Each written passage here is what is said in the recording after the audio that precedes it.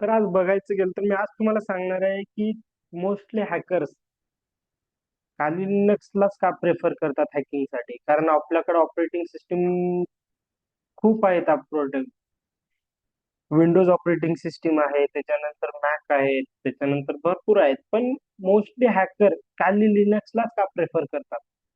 तर काली लिनक्स का प्रेफर करतात, तर काली लिनक्स जे आहे ते ओपन सोर्स आहे.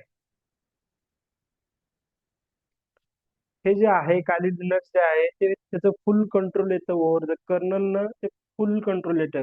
तसं विंडो मध्ये नाही. विंडो मध्ये आपण काय क्लोज सोर्स आहे, म्हणजे त्यामध्ये आपण टर्मिनल्स मध्ये काहीच करत नाही. युजर फ्रेंडली आहे ते. User friendly hide the internal working hard to modify. म्हणजे युजर फ्रेंडली नाहीये ते, आणि ते मॉडिफाय करण्यासाठी हार्ड आहे. त्यामुळे ते हॅकर जे आहेत ते काली लिनक्स वापरतात.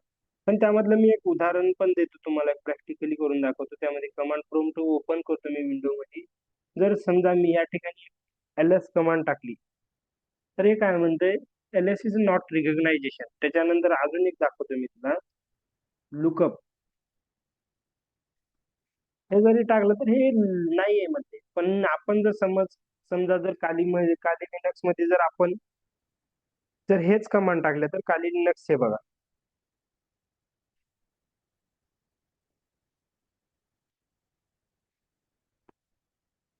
तर यामुळे जे आहे काली लिनक्सला हॅकर्स जे आहेत ते प्रेफर करतात. यामधला आपण कमांड प्रॉम्प्ट ओपन केला, आणि त्यामध्ये जे आहे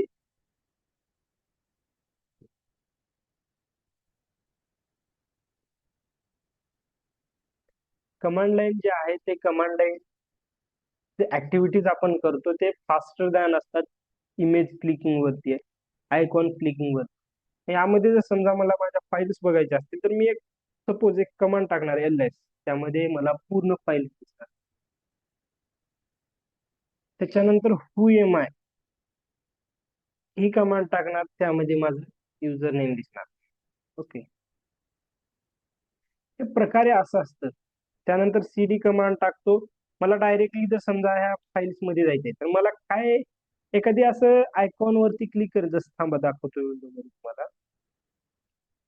आता हे विंडो मध्ये बेसिकली जर आपल्याला बघायचं गेलं, तर हे विंडोची मशीन आहे. आपण विंडो मध्ये जर जायचं म्हटलं, तर असं दिस पीसी वरती क्लिक करावं लागेल. त्याच्यानंतर ह्या फाईल्स मधून आता मी ह्या फाईल्स मध्ये आहे, त्याच्यानंतर मला ह्या फाईल्स मध्ये जायचं आहे, इथे क्लिक करावं लागेल. तर मोस्टली तसं ह्याच्यामध्ये नाहीये. खाली लिनक्स मध्ये तुम्ही डायरेक्टली एक कमांड यूज करायचं cd, आणि ती cd कमांड यूज केल्यानंतर तुम्ही डायरेक्टली काय करणार, ज्या फोल्डर मध्ये जायचं त्या फोल्डरचं नाव द्यायचं. डाउनलोड, सोपं. गेलो तुम्ही फोल्डर मध्ये, तर आपण कुठल्या फोल्डर मध्ये आहोत,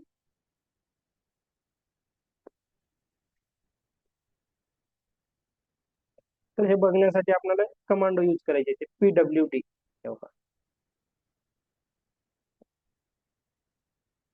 तर तुम्हाला डायरेक्टली समजा आता मी डाउनलोड फोल्डर मध्ये आहे, तुम्हाला पब्लिक फोल्डर मध्ये जर जायचं असेल, तर काय कमांड करायचं, cd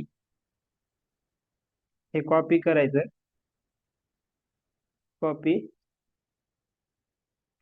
cd त्याच्या पुढे पेस्ट करायचं.